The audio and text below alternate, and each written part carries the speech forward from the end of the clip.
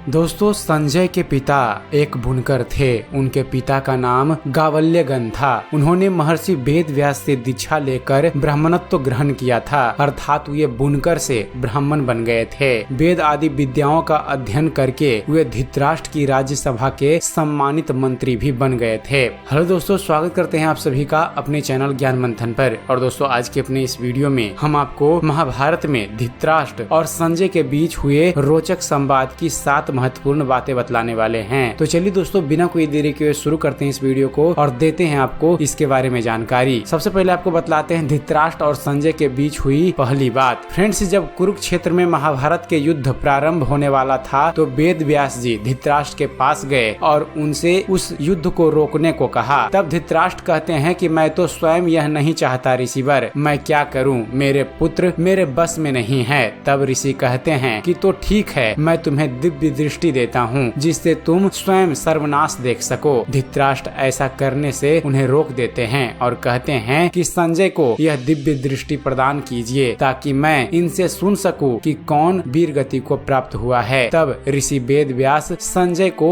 दिव्य दृष्टि प्रदान कर देते हैं। संजय और धृतराष्ट्र से जुड़ी हुई दूसरी बात है फ्रेंड्स, बहुत ही कम लोग संजय के बारे में जानते हैं कि गीता की शुरुआत संजय और धृतराष्ट्र के संवाद से होती है। संजय हस्तिनापुर में बैठे हुए कुरुक्षेत्र में हो रहे युद्ध का वर्णन धृतराष्ट्र के सामने सुनाते हैं। हस्तिनापुर जो कि मेरठ उत्तर प्रदेश में है और कुरुक्षेत्र जो कि हरियाणा में लगभग 145 किलोमीटर का फासला में फैला हुआ है, वहाँ 18 दिन तक चलने वाले युद्ध की हर घटना का वर्णन संजय धृतराष्ट्र के सामने करते हैं। संजय को दिव्य दृष्टि प्राप्त थी, अतः वे युद्ध क्षेत्र का समस्त दृश्य महल में बैठे ही देख सकते थे। नेत्रहीन धृतराष्ट्र ने महाभारत युद्ध का प्रत्येक अंश उनकी वाणी से सुना। धृतराष्ट्र को युद्ध का सजीव वर्णन सुनाने के लिए व्यास मुनि ने संजय को दिव्य दृष्टि प्रदान की थी। तीसरी बात है दोस्तों, संजय प्रारंभ से अंत तक धृतराष्ट्र के साथ ही रहते हैं। महाभारत का युद्ध समाप्त हो जाने के बाद भी वे उनके मार्गदर्शन की भांति कार्य करते हैं। यह बहुत ही आश्चर्य वाली बात है कि एक ओर जहां धृतराष्ट्र देख सकने में अक्षम थे, वहीं संजय के पास दिव्य दृष्टि थी। आज के दृष्टिकोण से वे टेलीपैथिक विद्या में पारंगत थे। चौथी बात है दोस्तों, कहते हैं कि संजय भगवान श्री कृष्ण के बहुत बड़े भक्त थे और वे धृतराष्ट्र के मंत्री भी थे, अतः उन्होंने कभी भी अपनी भक्ति को मंत्री से नहीं टकराने दिया।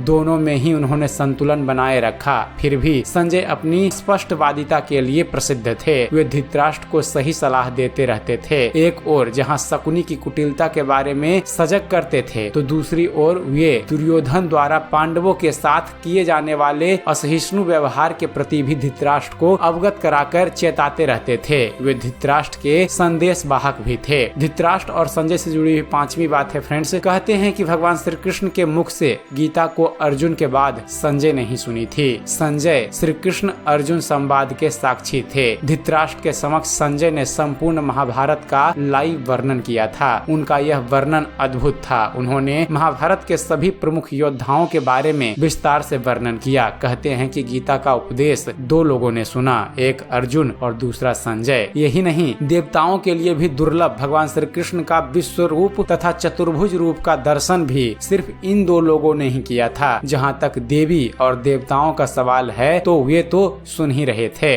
धृतराष्ट्र और संजय से जुड़ी हुई 6ठी बात है दोस्तों, गीता के अंत में संजय ने धृतराष्ट्र से कहा कि इस प्रकार मैंने वासुदेव और महात्मा अर्जुन के इस विलक्षण तथा रोमांचकारी संवाद को सुन, कैसे तो व्यास जी की कृपा से उनकी दी हुई दृष्टि से मैंने इस पर गोपनीय योग और साक्षात योगेश्वर भगवान श्री कृष्ण को कहते हुए सुना है। अर्थात संजय अपने महाराज धृतराष्ट्र से कहते हैं कि मैं व्यास जी का बहुत बड़ा आभारी हूँ कि उन्होंने मुझे दिव्य दृष्टि दी, जिससे मैं भगवान श्री कृष्ण के विश्व रूप और उनके चतुर्भुज रूप का दर्शन कर पाया और उनके मुख से साक्षात भगवत गीता को सुना है। और संजय और धृतराष्ट्र से जुड़ी हुई 7वीं बात है फ्रेंड्स कि महाभारत के युद्ध के पश्चात अनेक वर्षों तक संजय युधिष्ठिर के राज्य में रहे। इसके पश्चात धृतराष्ट्र, गांधारी और कुंती के साथ उन्होंने भी संन्यास ले लिया था। बाद में धृतराष्ट्र की मृत्यु के बाद वे हिमालय चले गए, जहाँ से वे फिर कभी नहीं लौटे। दरअसल महाभारत युद्ध के 15 वर्ष बाद धृतराष्ट्र, गांधारी, संजय और कुंती वन में चले जाते हैं। 3 साल बाद एक दिन धृतराष्ट्र गंगा में स्नान करने के लिए जाते हैं और उनके जाते ही जंगल में आग लग जाती है। वे सभी धृतराष्ट्र के पास जाते हैं। संजय उन सभी को जंगल से चलने के लिए कहते हैं, लेकिन दुर्बलता के कारण धृतराष्ट्र वहाँ से नहीं जाते हैं। गांधारी और कुंती भी नहीं जाती हैं। जब संजय अकेले ही उन्हें जंगल में छोड़ चले जाते हैं, तब तीनों लोग आग में झुलसकर मर जाते हैं। संजय उन्हें छोड़कर हिमालय की ओर प्रस्थान करते हैं, जहाँ वे एक सन्यासी की तरह रहते हैं। बाद में नारद मुनि युधिष्ठिर को यह दुखद समाचार देते हैं। फिर युधिष्ठिर वहाँ जाकर उनकी आत्म शांति के लिए धार्मिक कार्य करते हैं। तो दोस्तों, यह थी धृतराष्ट्र और संजय की संवाद से जुड़ी हुई 7 महत्वपूर्ण बातें। उम्मीद करते हैं फ्रेंड्स, आप सभी को हमारा ये वीडियो पसंद आया होगा। अगर वीडियो पसंद आया हो तो वीडियो को लाइक और शेयर करना ना भूलिएगा। और दोस्तों, ऐसे ही धर्म और इतिहास से जुड़े हुए ज्ञानवर्धक वीडियो देखते रहने के लिए आप हमारे इस चैनल ज्ञान मंथन को सब्सक्राइब करना ना भूलिएगा। आप हमारे इस चैनल को सब्सक्राइब कीजिए और देखते रहिए, जानते रहिए। धन्यवाद। जय हिंद।